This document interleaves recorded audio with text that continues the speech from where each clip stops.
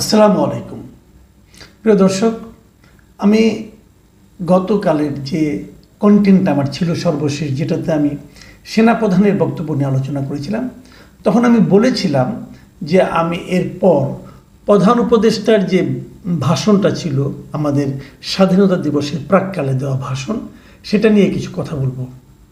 আজ সেটা নিয়ে কথা বলার জন্যই এই অনুষ্ঠানের অবতারণা। প্রধান উপদেষ্টার যে ভাষণটা উনি দিয়েছেন 25 তারিখ সন্ধ্যায়, সে ভাষণটা আমার বিবেচনায় আমার কাছে খুব অর্থপূর্ণ ভাষণ মনে হয়েছে। তার এ যাবৎকালে যত ভাষণ ছিল, বিভিন্ন প্রক্রিয়ার ছিল, বিভিন্ন আশাবাদের জন্য ছিল। এবারই প্রথম আমার যেন মনে হলো উনি এ পর্যন্ত কি করেছেন অথবা করতে পেরেছেন অথবা কি করতে যাচ্ছেন, তার যেন একটা হিসাব নিকাশ দেওয়া হলো। এবং আপনারা বোধহয় লক্ষ্য করেছেন, আপনারা দেখেছেন কিনা জানি না, উনি অনেক কিছু নিয়ে বলেছেন। কিন্তু দেখুন, প্রথম প্রায় 3.5 মিনিটের মতো আমি শুনলাম উনি কেবল দ্রব্যমূল্য নিয়েই কথা বললেন, যে এই সরকার দায়িত্ব নেওয়ার পর একটা বড় চ্যালেঞ্জ ছিল রমজানে এবং ঈদে জিনিসপত্রের দামের লাগাম টেনে ধরা, বিদ্যুৎ সরবরাহ নিশ্চিত করা। এই যে কথাটা উনি এটা দিয়ে শুরু করেছেন এবং এটা উনারা ভালোভাবে পেরেছেন, এ কথা উল্লেখ করলেন। আমি ওনার এই বক্তব্যের সঙ্গে দ্বিমত পোষণ করব না। আসলে অনেক বছর পর আমরা দেখলাম যে এবার রোজার মধ্যে মানুষের মধ্যে দ্রব্যমূল্য নিয়ে কোনো ধরনের হাহাকার নেই। আমরা প্রতি বছর দেখি জিনিসপত্রের দাম বেড়ে যায় ঠিক রোজা আসলেই, এবং রোজার সময় মানুষ বেগুনি খায়, বেগুনের দাম বেড়ে যায়। এবং আপনাদের মনে আছে নিশ্চয়ই, এটা নিয়ে আমাদের সাবেক প্রধানমন্ত্রী নানা ধরনের ক্যারিকেচার করেছেন। আমি বলবো কীভাবে বেগুনি করতে হবে, কাঁঠাল দিয়ে বেগুনি করতে হবে নাকি মিষ্টি কুমড়া দিয়ে বেগুনি করতে হবে, এসব উদ্ভট সব তত্ত্ব উনি ঝেড়েছেন। তো এবার কিন্তু বেগুনের দামও বাড়েনি। টমেটোর দাম প্রতিবার আমি দেখেছি ঈদের সময় রোজার মধ্যে 100-150 টাকা কেজি হয়ে যায়। আমি গতকালকে টমেটো দেখলাম 20 টাকা কেজি। চিন্তাই করা যায় না। আমি এটাকে সাফল্য বলবো এই সরকারের। এবং এটা যে সাফল্য, এটা আমার বলার দরকার নাই, সরকার প্রধান নিজেও বুঝতে পেরেছেন যেটা একটা সাফল্য ছিল। এবং এই জন্যই উনি প্রথম 3.5 মিনিটের মতো প্রায় এই সাফল্যের কথাই বলছেন। আমার ভালো লেগেছে। বিদ্যুৎ মোটামুটি ছিল, তারপরও লোডশেডিং হতো, বিদ্যুৎ যেত, গ্রামের দিকে আরও যেত। ঢাকা শহরেও আমি যে এলাকা থাকি সেখানেও বিদ্যুৎ আজকেও গিয়েছিল, আমি দেখেছি, কিন্তু এটা অল্প সময়ের জন্য। এটা সহনীয়, এটা হতেই পারে। বাট গ্যাসে কিন্তু ঝামেলা করেছে। দেখুন, বিদ্যুৎ নিয়ে কথা বলেছেন সাফল্য, বাজার দর নিয়ে বলেছেন সাফল্য, গ্যাস নিয়ে কিন্তু একটা কথা বলেননি। গ্যাসের ঝামেলা ছিল। আমার কথাটা হলো কি, উনি একটু বড় মানুষ, তাই না? রাষ্ট্রের প্রধান, সরকারের প্রধান ব্যক্তি উনি। তো উনি জনগণের সবগুলি ইস্যুকে টাচ করবেন, এটা আমরা চাই। যেমন সাফল্যের কথা বলবেন, তেমনি ব্যর্থতার কথাও বলবেন। যেগুলো পারেননি সেগুলো কেন পারেননি সেটা বলবেন। কিভাবে এই না পারা থেকে উত্তরণ ঘটবে সেটাও বলবেন। আমরা তো এগুলো আশা করব, তাই না? যেমন ধরেন আইন শৃঙ্খলা নিয়ে উনি তেমন কিছু বলেননি, এটা একটা বড় ব্যর্থতা। পারেননি তো উনি, কেন পারেননি ওনাকে বুঝতে হবে। যদি যে ব্যক্তিকে, যেমন ধরেন আপনার বাজার দরে, আগে যে ব্যক্তি উপরে দায়িত্বে ছিল বাণিজ্য মন্ত্রণালয়ে, উনি ব্যর্থ হয়েছেন, ওনাকে সরিয়ে দেয় কিন্তু নতুন একজন বাণিজ্য মন্ত্রণালয়ের উপদেষ্টা নিয়োগ করা হয়েছে। এই ভদ্রলোক প্রথম দিকে আমার বিবেচনায় ভালো করছিলেন না। আমি ওই সময় তার তীব্র সমালোচনাও করেছি এবং আমি জেনেছি এই সমালোচনা নিয়ে উনি দুঃখিত হয়েছেন, অনেক কিছু বলেছেন, আমাকেও অনেকে বলেছেন, যার কটা দিন দেখেন। তো তখন সমালোচনা করেছি, এখন কিন্তু প্রশংসা করছি। ওনার সঙ্গে আমার কখনো দেখা হয়নি যে উনি আমাকে প্রভাবিত করেছেন এই জন্য ঘটনা, তা না। আসলেই তো তাই হয়েছে। দেখুন, আমি একটা কথা বলি, আমি আগেও বলেছি, এখনও বলি, আমি মানুষ দেখি না, আমি কাজটা দেখি। এই ভদ্রলোক শুরুতে কাজ ভালো করেননি আমার বিবেচনায়, আমি তার সমালোচনা করেছি। এই ভদ্রলোক এখন ভালো কাজ করছেন, অন্ততপক্ষে এই ক্ষেত্রে বাজার দরের ক্ষেত্রে করছেন, আমি তার প্রশংসা করছি। হিসেব কিন্তু সিম্পল, ব্যক্তি বলে নয়। ওই ব্যক্তিটা আমার কাছে ইম্যাটেরিয়াল, ওটা গুরুত্বপূর্ণ নয় আমার কাছে গুরুত্বপূর্ণ হলো তার কাজটা। কারণ ওই ব্যক্তিটা কে, কেমন, লম্বা কিনা খাটো নাকি ফর্সা না কালো, এটা আমার জন্য গুরুত্বপূর্ণ না। উনি কী কাজ করছেন সেটা ইম্পর্টেন্ট। এবং সেই কাজটা যখন ভালো করবেন আমি প্রশংসা করব, আপনি বলবেন যে কেন ভাই 2 মাস আগে তো তার সমালোচনা করলেন, এখনও প্রশংসা করছেন কেন? কারণ 2 মাস আগে তার কাজ আমার পছন্দ হয় নাই, এই সমালোচনা করেছি। একই কথা, কিন্তু উনি বাজার দর ভালো করেছে, কিন্তু উনি কিন্তু দেখেন চালের দাম কমাতে পারেননি। চালের দাম কেন কমছে না এটা আমার কাছে ক্লিয়ার না। আশা করি এই ব্যাপারে উনি নজর দেবেন। চালের দাম বেড়েছে, হু হু করে বাড়ছে, কিন্তু চালের দাম কমাতে পারেননি। তেলের দাম কমাতে পারেননি, তেলের দামও বাড়ছে। তেলের দাম ওনার হাত দিয়ে বেড়েছে প্রথমে, সেটাও কিন্তু ওনাকে দেখতে হবে। আর আইন শৃঙ্খলা নিয়ে যে কথাটা আমি বলছি, এটা একদমই নাজুক, এটা আসলে ভালো অবস্থায় নেই আমি মনে করি। এবং স্বরাষ্ট্রমন্ত্রীকে গত কয়েকদিন ধরে দেখছিও না আমরা, প্রধান উপদেষ্টা সেটা নিয়েও কিছু বলেননি। তবে উনি অর্থনীতির কিছু সুফল নিয়ে কথা বলেছেন। আমি শুরু থেকেই বলছিলাম, একদম শুরু থেকে আমি বলছিলাম যে এই সরকার কিন্তু অর্থনৈতিক খাতে ভালো করছেন। ভালো করছেন মানে কি, আগে যেমন প্রতিদিন মানে হাজার হাজার টাকা, মানে কোটি কোটি টাকা, হাজার হাজার কোটি টাকা মানে বিদেশে পাচার হয়ে যেত, সেই পাচারটা মনে হয় রোধ করা গেছে আমার ধারণা আর কি, আমি যতটুকু বুঝি পাচারটা রোধ করা গেছে। ব্যাংক লুটপাটের যে মহোৎসব চলছিল সেটাকে থামানো গেছে, এবং এগুলির ভালো কাজ আমি মনে করি সালেউদ্দিন সাহেব ভালো কাজ করছেন। প্রধান উপদেষ্টাও কিন্তু এই বিষয়টাকে উল্লেখ করেছেন, এবং উনি আশা করেছেন যে মূল্যস্ফীতিও কিন্তু অনেক কমেছে। ফেব্রুয়ারিতে মূল্যস্ফীতি 9.32% হয়েছে, এর নিচে নেমে এসেছে, যেটা নাকি গত 22 মাসের মধ্যে সর্বনিম্ন। উনি আশা করছেন জুনের মধ্যে এটা কমে 8% নিচে নেমে আসবে, যদি হয় খুবই ভালো।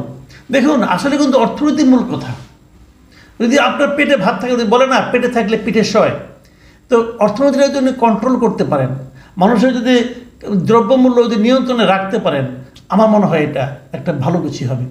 উনি কিছু পরবর্তী জায়গায় কিছু কথা, দুটো কথা বলেছেন, দুটো আমার ভালো লেগেছে। একটা হলো যে উনি নতুন কিছু প্ল্যান করতে যাচ্ছেন, সেই প্ল্যানগুলির মধ্যে একটা হলো জাতীয় রাজস্ব বোর্ড বা এনবিআর যেটাকে আমরা বলি, সেটাকে ওনারা বিলুপ্ত করবেন, এবং বিলুপ্ত করে সেখানে 2টো বিভাগ করবেন। 2টো বিভাগ মানে একটা বিভাগ নীতি প্রণয়ন করবে, যে এইভাবে কীভাবে নীতি প্রণয়ন করবে, আরেকটা বিভাগ এইটাকে বাস্তবায়ন করবে, দুটো আলাদা বিভাগ করবেন। তাতে কী হবে সেটা ব্যাখ্যা দিয়েছেন। এতে হলো যে সরকারের যারা নাকি পছন্দের ব্যক্তি, তারা যেমন আগে হাজার হাজার কোটি টাকা মানে রাজস্ব ফাঁকি দেওয়ার সুযোগ পেত, এই দুইটা যদি আলাদা করে দেওয়া হয় তাহলে সেই সুযোগটা পাবে না। এটা অতীব মানে উত্তম একটা ব্যাপার।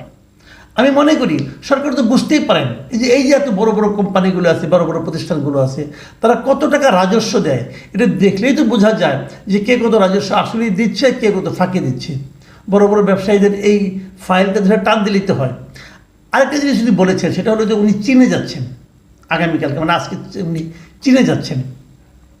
সেই চীনে যেয়ে উনি কিছু কাজ করবেন, সেখানে ওনারা কী করবেন, চীনের বড় বড় ব্যবসায়িক প্রতিষ্ঠানের সঙ্গে উনি বসবেন বলেছেন, চীনের প্রেসিডেন্টের সঙ্গে চীনের সঙ্গে বসবেন, এটাও একটা ভালো খবর। আবার চীন থেকে উনি সোলার প্যানেল, পৃথিবীর সর্ববৃহৎ যে সোলার প্যানেল আছে, প্যানেলের যে প্রতিষ্ঠান আছে যারা নাকি বানায় লংজি, তাদের সঙ্গে ওনারা বাংলাদেশে কারখানা স্থাপনের জন্য আলোচনা করবেন। এগুলো ভালো। পাশাপাশি চীন থেকে আরও কিছু স্বল্প মূল্যে চিকিৎসা এবং অন্যান্য বিষয়ে মেডিকেল ক্ষেত্রের জিনিসপত্র আমদানির চেষ্টা করবেন, এবং আমাদের দেশ থেকে চীনে আম, কাঁঠাল, পেয়ারা এগুলো পাঠানোর ব্যবস্থা করবেন। এই একটা আলোচনা মোটামুটি উনি করবেন বলে জানিয়েছেন। দেখুন এটা কেন জানালেন, এটা হলো একটা খুবই সিগনিফিকেন্ট বিষয়, কিন্তু এই কারণে জানালেন উনি বোঝাতে চাইলেন উনি চীনের সঙ্গে একটা দীর্ঘমেয়াদী এবং গুরুত্বপূর্ণ একটা সম্পর্ক তৈরি করতে যাচ্ছেন। এই বিষয়টা হলো সবচেয়ে আলোচনার বিষয়, যে তাহলে কি ভারত থেকে মুখ ফিরিয়ে উনি চীনের দিকে মুখ ঘোরাচ্ছেন। এটা যদি হয় তাহলে এই আঞ্চলিক রাজনীতির ক্ষেত্রে আমি মনে করি একটা বড় পরিবর্তন ডক্টর ইউনূসের হাত দিয়ে শুরু হতে যাচ্ছে। সেটার ফল ভালো হবে কি মন্দ হবে, ঝুঁকিপূর্ণ হবে নাকি আরামদায়ক হবে, সেটা হয়তো আমরা আগামী দিনে দেখতে পারবো। কিন্তু একটা চেঞ্জ বোধ করে আসছে, এই চেঞ্জটাকে কে কীভাবে নেবে জানি না। এবং উনি পজিটিভ দিক অনেকগুলি বলেছেন, আমাদের রেমিটেন্স বাড়ছে এটাও বলেছেন। আসলেও রেমিটেন্স অনেক বাড়তেছে। একসময় তো রেমিটেন্স নিয়ে প্রবাসী যারা ছিল তারা তো রেমিটেন্স একদমই পাঠাতো না, বিশেষ করে হাসিনা আমলের শেষ দিকে। ওটা আবার নতুন করে বাড়ছে, এবার সামনে ঈদ উপলক্ষে তো আরও বাড়বে। তবে যে প্রসঙ্গটা আমার ভালো লাগেনি সেটা বলে শেষ করি। ভালো লাগেনি হলো নির্বাচন নিয়ে। নির্বাচন নিয়ে উনি সুনির্দিষ্টভাবে কিছু বলেননি। বাংলাদেশের অনেক রাজনৈতিক দল বারবার বলে আসছে, বিশেষ করে বিএনপি তো বলেই আসছিল যে আপনারা একটা নির্বাচনের রোডম্যাপ ঘোষণা করেন। রোডম্যাপ জিনিসটা কি? রোডম্যাপ বলে আপনি বলবেন যে নির্বাচনে একটা সম্ভাব্য ডেট দিবেন, আমি অমুক তারিখে নির্বাচন করব, অমুক তারিখে আমি শিডিউল করব, অমুক তারিখে আমি এটা ঘোষণা করব, মানে ধাপে ধাপে কীভাবে আপনি যাবেন, কোন রাস্তায় আপনি নির্বাচনের দিকে যাবেন এবং কবে নির্বাচনটা আপনি শেষ করবেন, তার একটা ধারণা আপনি মানুষকে দেবেন। বারবার তারা বলছে সরকার কেন এটা ঘোষণা করছে না, এটা আমি বুঝি না। ওনারা বলুন যে আমি মার্চে নির্বাচন করব, অথবা বলুন অমুক সময় করব, এবং তারা রোডম্যাপ এখানে ঘোষণা করে দেন, সমস্যাটা কী তা বলেননি। উনি আবারও সে অস্পষ্ট জায়গা রেখেছেন। উনি বলেছেন এই বছরের ডিসেম্বর থেকে আগামী বছরের জুনের মধ্যে নির্বাচন হবে। এটা গেলে অস্পষ্ট না, একটু আমি মনে করি হতাশাজনক। হতাশাজনক কেন সেটা আমি বলছি, ডিসেম্বর থেকে জুনের মধ্যে যখন কেউ বলে তখন কিন্তু সাধারণত কেউ ভাবে না যে সেটা ডিসেম্বরেই হবে।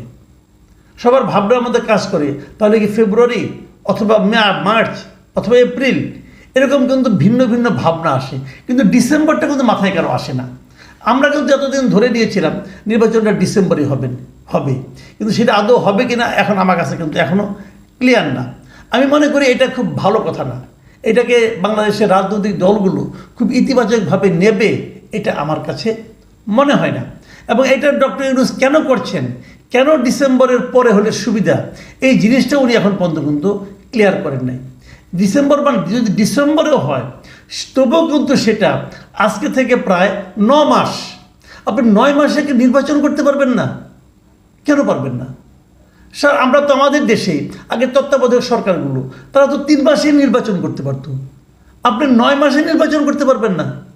এটা তো কোনো যুক্তি হতে পারে না। এবং আপনারা যে সংস্কারের কথা বলছেন, সেই সংস্কারের অবস্থা কিন্তু ভয়াবহ হতে যাচ্ছে। সেই সংস্কারকে বিএনপি সবগুলো মানা সম্ভব না বিএনপির পক্ষে। কাজেই এইগুলো নিয়েও কিন্তু আলোচনা আমরা সামনের দিকে হবে। কিছু ভালো ছিল, কিছু মন্দ ছিল, কিছু আশাবাদের কথা ছিল, কিছু সাফল্যের কথা ছিল, ব্যর্থতার কথা উনি উচ্চারণ করেনি। না করাটা আমি মনে করি এক ধরনের সীমাবদ্ধতা, করতে পারতেন। কারণ যিনি ব্যর্থ হয়েছেন তাকে সরিয়ে দেন না কেন, তাকে সরিয়ে অন্য কাউকে আনেন। আপনি তো 2-1বার চেঞ্জ করেছেন, তো এটা ওগুলি চেঞ্জ ছিল কি? ওগুলি ছিল মতলবী চেঞ্জ। এবার চেঞ্জ করলে এটা হবে কার্যকর চেঞ্জ, কোনো সমস্যা তো নাই। স্বাস্থ্য মন্ত্রণালয়ের তো দুরবস্থা, মহাদুরবস্থা। স্বাস্থ্য নিয়ে তো আপনি একটা কথা বলতে পারেন নাই। আপনি তো সেই আহতদেরই এখনও চিকিৎসা করতে পারেন না যারা নাকি আন্দোলনের সময় আহত হয়েছে। কিন্তু এগুলি ব্যর্থতা ছিল।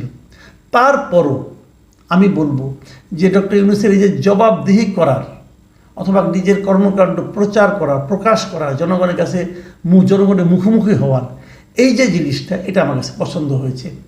আমি প্রত্যাশা করব, আমি চাইব যে এই সরকার প্রধান নিজে ডক্টর ইউনূস উনি বিভিন্ন পত্রপত্রিকায় কিন্তু ডেকে অথবা ওনারা চেয়ে ওনার কাছ থেকে ইন্টারভিউ নেন, একজন ব্যক্তি ইন্টারভিউ নেন। আমি চাইব উনি আগামীতে একটা আমাদের জাতীয় এবং আন্তর্জাতিক সবাই আসুক সাংবাদিক সম্মেলনে, একটা সংবাদ সম্মেলনে উনি আহ্বান করবেন এবং সেই সংবাদ সম্মেলনে খোলা মনে ওনাকে সবাই প্রশ্ন করবে, উনি উত্তর দিবেন এবং সেটা বিভিন্ন গণমাধ্যমে, টেলিভিশনগুলিতে সরাসরি সম্প্রচার হবে।